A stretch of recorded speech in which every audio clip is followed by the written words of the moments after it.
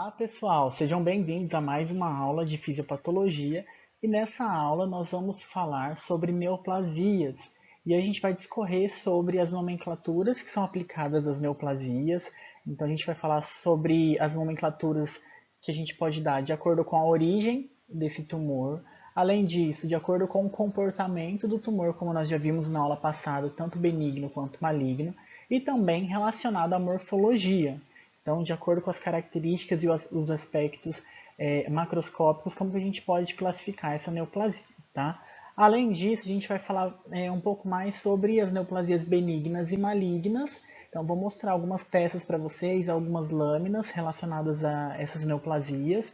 E vamos aprofundar um pouco mais nas neoplasias malignas, que é o câncer, e a gente vai falar incluindo os fatores de risco e também as etapas de carcinogênese, ou seja, todas as etapas que são necessárias para que então o câncer seja formado. Tá? Então, todos os eventos, os mecanismos fisiopatológicos que acontecem para que tenha a formação desse tumor maligno, ok?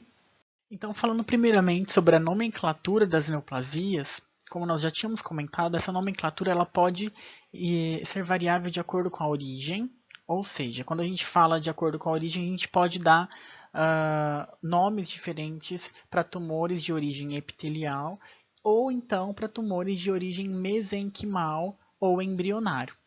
Além disso, a gente também pode nomear esses tumores, essas neoplasias, de acordo com o comportamento, como nós já falamos, ou benigno ou maligno. E ainda a gente também pode nomear essas neoplasias de acordo com a sua morfologia, que é o que a gente vai ver agora. E quando nós falamos que a gente pode nomear esses tumores de acordo com a sua morfologia, nós estamos falando que nós podemos classificar esses tumores em 4 tipos. O tipo nodular, o tipo vegetante, o tipo infiltrativo e o tipo ulcerado. Cada um deles tem as suas características mais específicas. Então, o tumor do tipo nodular, ele forma uma massa mais expansiva e que tende a ser esférica, que tende a ser sólida, desculpa. E além disso, é importante nós lembrarmos que tanto as neoplasias benignas quanto as malignas podem apresentar esse tipo nodular, tá? E aí, geralmente, isso está mais presente em órgãos compactos, como, por exemplo, fígado, rim ou pulmão. Já as neoplasias que têm um aspecto, têm a morfologia vegetante, em geral são tumores malignos ou benignos, podem ser os dois tipos, e que eles crescem em superfície, então tanto em pele quanto mucosa. Já o tipo infiltrativo são aqueles tumores, como nós já sabemos, malignos, ou seja, as neoplasias malignas, é o câncer, que ele tem uma capacidade de se infiltrar em tecidos vizinhos, em tecidos adjacentes de onde iniciou aquele processo de tumoração. Depois nós temos também o tipo ulcerado. Esse tipo ulcerado, geralmente, não é regra, mas na maioria das vezes, vai ser as neoplasias malignas. E quando a gente fala de ulcerar, a gente está falando de que está formando, como o próprio nome diz, uma úlcera. E aí isso acontece principalmente, vou mostrar depois para vocês, em tumores que crescem demais, se expandem demais e ainda falando dessas nomenclaturas, nós podemos também classificar de acordo com a origem, como nós falamos, e aí sempre quando for de origem epitelial ou mesenquimal, nós vamos adicionar o sufixo "oma". Então, por exemplo, condroma, que é um tumor benigno de um tecido cartilaginoso, ou lipoma, que é um tumor benigno do tecido adiposo. Mas nós temos algumas exceções. Então, as exceções estão aí descritas para vocês. Melanoma, linfoma, hepatoma. Nesses casos, embora tenha o sufixo "oma", referem-se a neoplasias malignas. Ainda falando dessas nomenclaturas, no slide anterior nós falamos das neoplasias benignas, como elas são nomeadas, e agora das neoplasias malignas.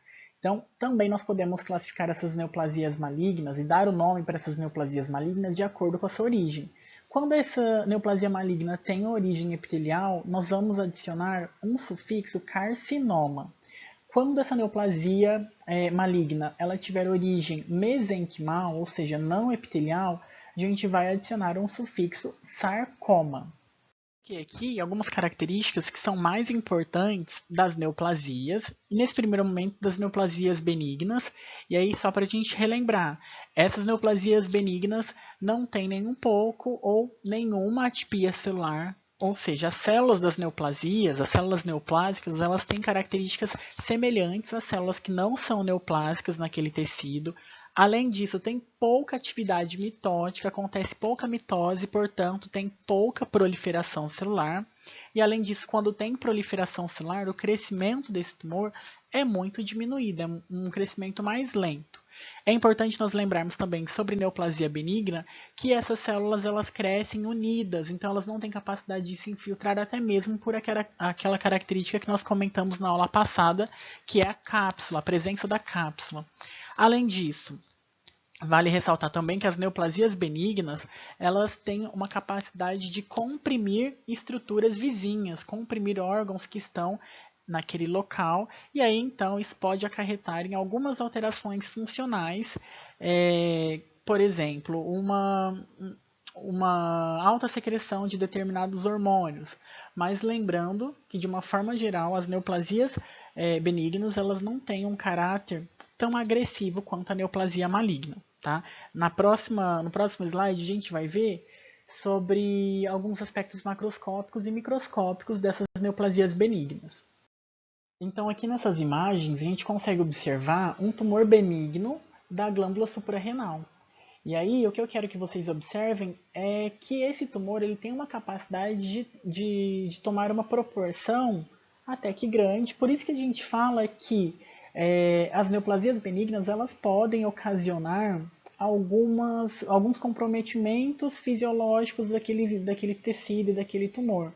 E aí, por conta disso, como seria esse comprometimento?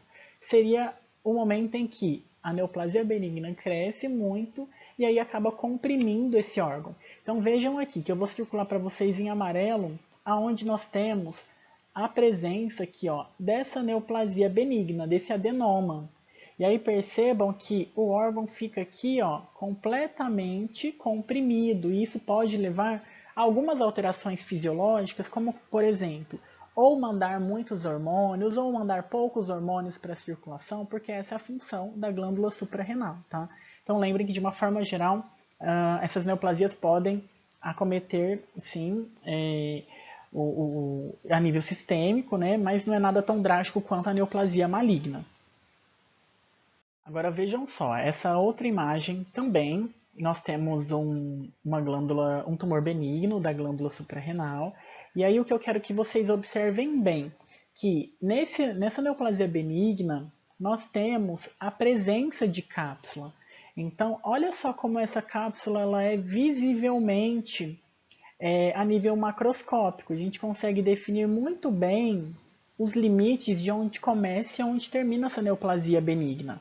Aqui também, na microscopia, na imagem da direita, nós conseguimos observar essa cápsula fibrosa nessa região que eu circulei aí para vocês em amarelo, que eu indiquei para vocês em amarelo. Essa é a cápsula fibrosa que circunda e que guarda aquela neoplasia benigna, que a gente tem tanto falado que é uma das características desse tipo de neoplasia. Então agora até mudei de cenário para vocês perceberem que a gente vai mudar um pouco também de assunto. A gente estava falando até então de neoplasia benigna, e agora o que a gente vai comentar é sobre neoplasias malignas. Então a gente vai começar falando das neoplasias malignas, o que leva, quais são os fatores de risco para o desenvolvimento de neoplasia maligna, que é o câncer. Então, tanto hábito tabagista, etilista, ou seja, beber, fumar, assim como a nossa dieta, algumas infecções também, por exemplo, infecções por vírus da hepatite B e C, são fatores de risco também para o desenvolvimento, por exemplo, de câncer hepático. Obesidade e também sedentarismo são fatores que predispõem ao desenvolvimento de câncer, assim como algumas mutações genéticas. Nós temos já muito bem estabelecido algumas mutações genéticas que fazem com que os indivíduos fiquem mais propícios ou propensos ao desenvolvimento de neoplasias malignas. Então, já está bem estabelecido, a gente pode citar, nas neoplasias de mama, Então, o câncer de mama, aqueles indivíduos, aquelas mulheres também, geralmente, que têm algumas mutações, têm maior chance, né, um maior risco para o desenvolvimento de câncer de mama. Então, existem já algumas mutações para câncer de mama, câncer de intestino, que deixam os indivíduos com a maior probabilidade do desenvolvimento de câncer. Além disso, a exposição à radiação, à luz ultravioleta e alguns agentes químicos e agentes tóxicos também são fatores que aumentam a probabilidade do indivíduo de ter câncer. E como que ficam essas células com neoplasia maligna? Quais são as características, como elas se comportam? Então a gente tem que primeiro lembrar que as células elas têm características de adesivo. Então elas têm uma adesividade porque nós temos proteínas das membranas que promovem essa adesão célula-célula. Só que as células neoplásicas malignas elas perdem esse potencial, essa característica de adesividade. Então as células neoplásicas malignas ela tem uma menor adesividade, elas são menos aderentes, então elas não se grudam facilmente. Isso proporciona a essas células um potencial de motilidade que as células normais não têm. Então, quando eu falo de motilidade, eu digo que essas células elas conseguem se mover pelo corpo mais facilmente, principalmente pelo fato de ela não ter mais com tanta eficiência essas proteínas que fazem com que elas ficam aderidas umas às outras. Outras características também que são importantes das neoplasias malignas é a multiplicação e a angiogênese. Então, essas células de câncer, essas células cancerosas, que são as células com neoplasia maligna, elas têm essa capacidade de proliferação muito constante. E, além disso, elas têm também uma capacidade de se multiplicar de uma forma descontrolada. E, com relação às suas funções, elas não desempenham as suas funções adequadamente. Então, as funções fisiológicas elas ficam comprometidas. Então, aquela célula neoplásica maligna, ou seja, a célula cancerosa, ela não consegue executar as suas funções adequadamente. E aí, então, isso pode comprometer até mesmo na fisiologia daquele tecido e daquele órgão de uma forma geral e pode levar também o indivíduo a uma insuficiência daquele órgão, tá? Então, o processo de formação do câncer nós denominamos como carcinogênese. Esse processo ele pode ser dividido em 3 fases para que a gente possa compreender como que esse câncer se forma. A primeira fase é a iniciação. Na iniciação, nós temos o início de uma mutação, de uma transformação naquela célula que pode ser contínuo. E aí, quando a gente fala de ser contínuo, nós estamos falando que aquela mutação vai continuar naquela célula e aquela célula vai se multiplicar. Quando ela continua se multiplicando com aquela mutação, nós partimos para uma outra fase, que é a promoção. Na promoção, nós chamamos essa fase de promoção porque essa célula continua promovendo aquela mutação que ela teve inicialmente. E aí, então, essa mutação ela é resultado daquela célula lá no início que se alterou, que aquele DNA se alterou, que teve uma mutação e ela acabou se multiplicando. Tá? Então, a promoção nada mais é que a persistência dessa mutação e ela é resultante, essa persistência ela é resultante da proliferação da célula que foi inicialmente mutada, ou seja, a célula iniciada, a gente chama de célula iniciada. Depois desse processo de promoção, nós temos o processo de progressão, a fase de progressão. Na fase de progressão é quando essas células neoplásicas malignas elas já conseguem se multiplicar de uma forma descontrolada, de uma forma muito acentuada, e além disso, ela tem já um poder infiltrativo, já consegue invadir alguns tecidos dependendo da agressividade do tumor. Nessa fase, que aí então o indivíduo começa a ter manifestações clínicas, sinais e sintomas de que ele está com câncer. Então perceba que, falando de câncer, é um processo gradual, que tem essas fases que nós acabamos de falar. Então, inicia uma célula. De que forma que inicia? Uma célula ela é mutada, e aí a gente vai falar depois por que essa célula sofre essas mutações. Depois, essa célula mutada continua se multiplicando com aquele erro genético e, posteriormente, esse erro genético acaba resultando em mais células com esses erros genéticos. Então, a partir disso, a gente pode afirmar que o câncer é uma doença genética, porque inicialmente, aí na primeira fase de formação do câncer, que é a iniciação, acontece um erro genético que ele continua porque não teve um processo de reparo, as células não conseguiram reparar aquele erro, então ele continua se proliferando, criando seus filhinhos, as células filhas, com aquele erro genético. E aí então isso é um grande problema, porque todas as células filhas terão aquele erro genético. E o que esse erro genético leva para a célula? Por que essa célula fica tão agressiva? Porque esses erros genéticos eles estão relacionados com a falta de controle da célula, induz na célula a sua perda de controle. Então, essas mutações genéticas que acontecem lá na iniciação fazem com que a célula perca completamente o equilíbrio, o controle do quanto ela pode se proliferar e do quanto ela pode sobreviver. Tá? Então, é extremamente interessante nós entendermos que quando a gente fala de iniciação, é porque iniciou uma mutação, aquela célula foi iniciada, e quando a gente fala de iniciada é porque ela foi mutada, e quando ela foi mutada, teve essa mutação, aconteceu uma mutação em mecanismos que controlava quanto ela se prolifera e quanto ela sobrevive. E aí, infelizmente, o organismo não conseguiu reparar esse erro e esse erro permanece. Só que tem um problema. Essa célula que está com esse erro genético, com essa mutação, ela continua se multiplicando com aquele erro genético, resultando em células filhas com esse erro genético. Então, esse é um grande problema molecular e que é a chave para a formação do câncer, é a chave do processo de carcinogênese, tá? Então, só para a gente reforçar, quando a gente fala de carcinogênese, a gente fala de iniciação, de formação do câncer.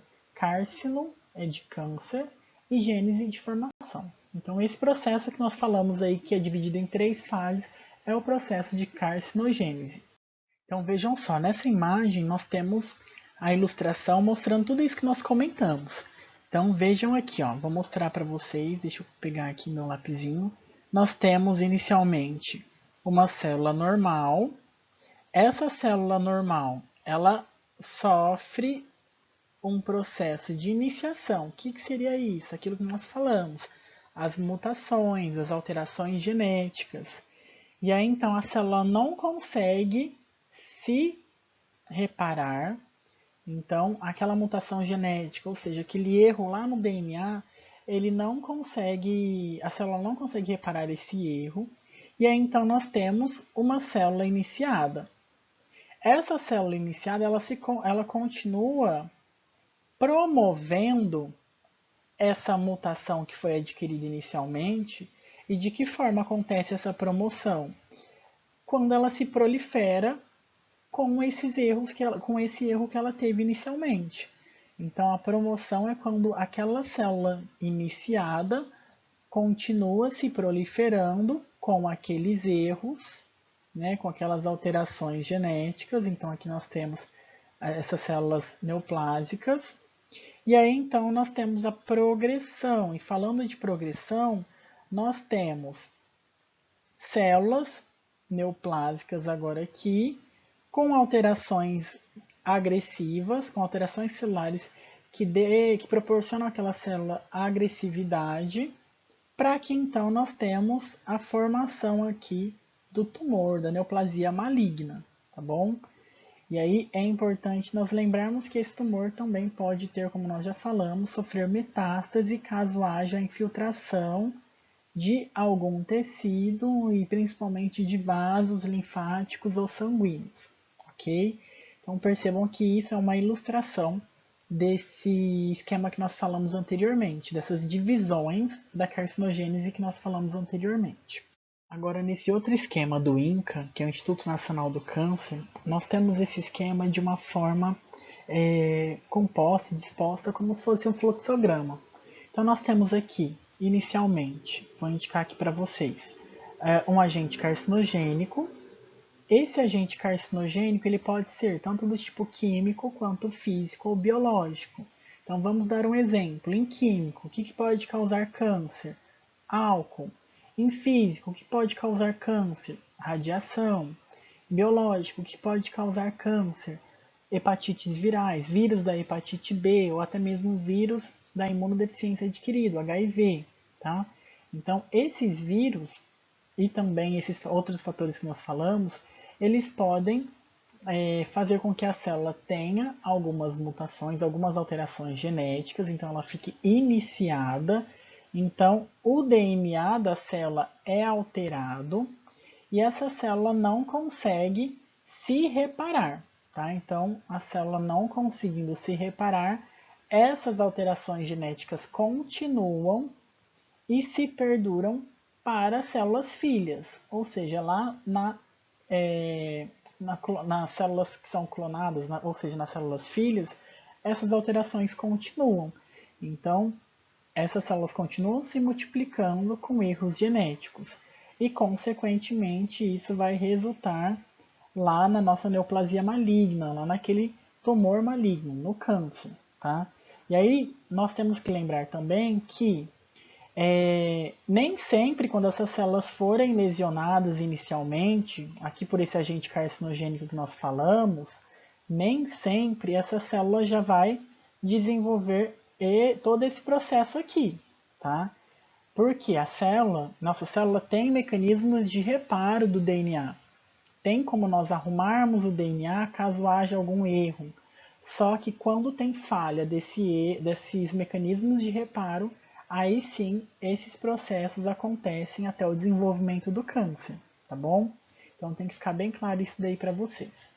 Então vejam aqui, nós temos nessa imagem aqui da esquerda superior, nós temos um fígado com câncer espalhado pelo fígado todo. Nesse caso a gente chama de câncer multifocal, ou seja, tem vários pontinhos, vários focos de câncer pelo órgão todo espalhado. Aqui nessa outra imagem a gente já consegue observar o carcinoma aqui mais isolado, aqui dentro desse quadradinho, desse círculozinho verde. E aqui nesse caso já está até com necrose, a gente pode ver que ele já está até pretinho. E além disso, nós temos essa outra região aqui também com o carcinoma. E aqui nessa outra região que eu vou indicar aqui agora, o fígado normal. Então percebam que nesse exemplo que eu estou dando, o câncer hepático, ele pode ser tanto multifocal, com vários pontinhos, como a gente consegue ver aqui nesses pontinhos pálidos, ó. Olha aqui, esses são os pontinhos de câncer.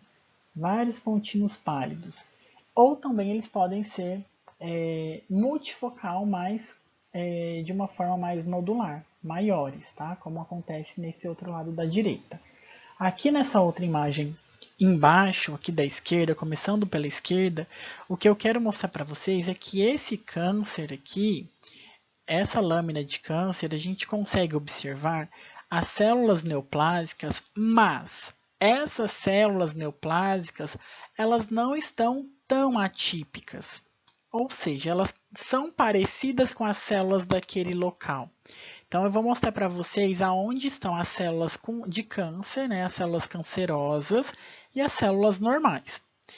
Percebam só, aqui onde eu vou grifar e circular para vocês em amarelo, são as células cancerosas.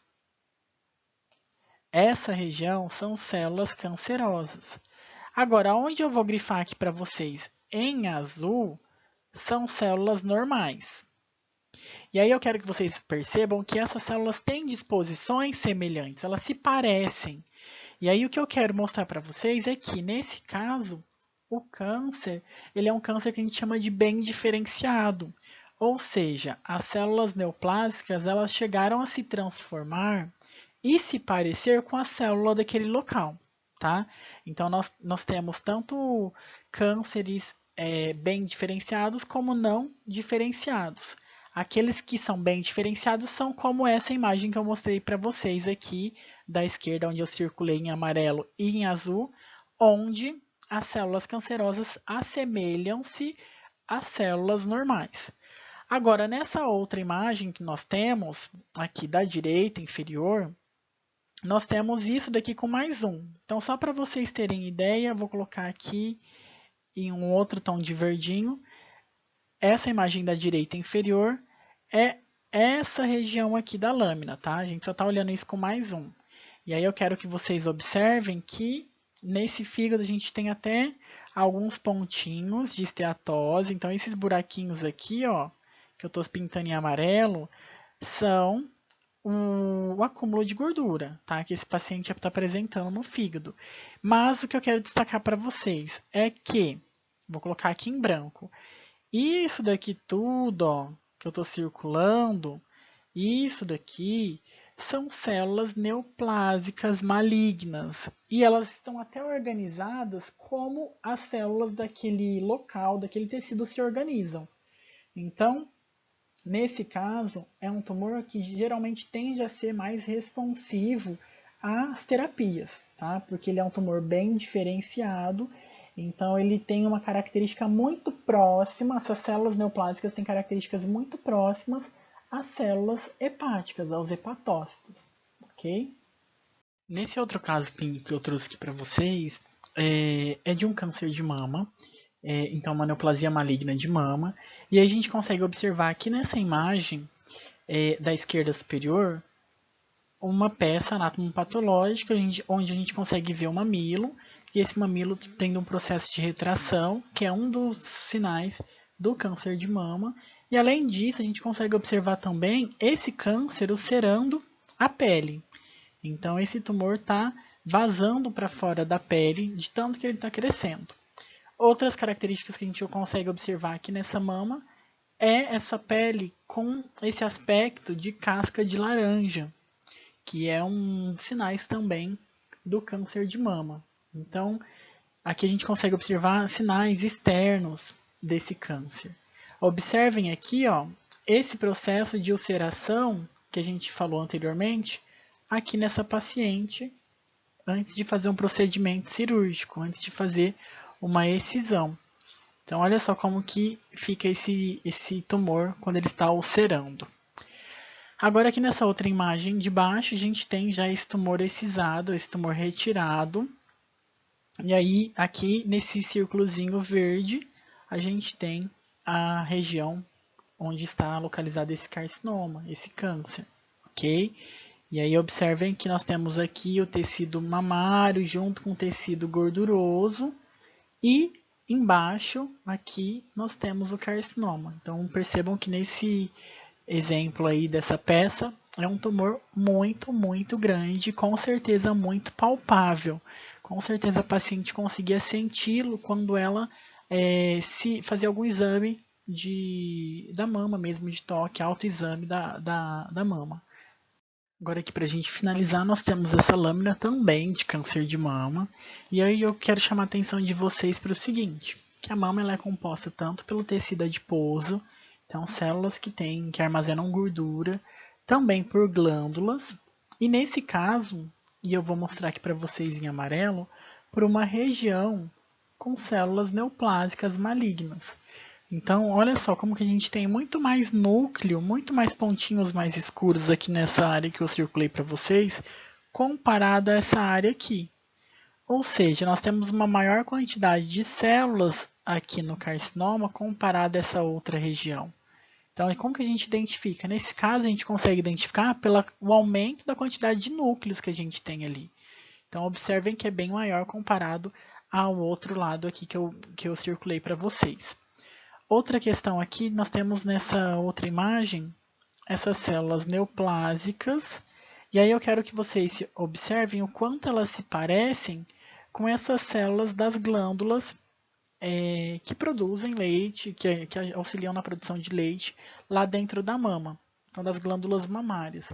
Olha só como que essas células neoplásicas são muito parecidas com essas células presentes nas glândulas mamárias. O que eu quero dizer com isso? Quero dizer com isso que, mais uma vez, nós temos aqui um tumor bem diferenciado, um tumor com células semelhantes àquelas células que compõem aquele tecido, certo? Então, mais uma vez, eu deixo aqui para vocês as referências bibliográficas e eu aguardo vocês para a gente discutir esse tema que é extremamente interessante.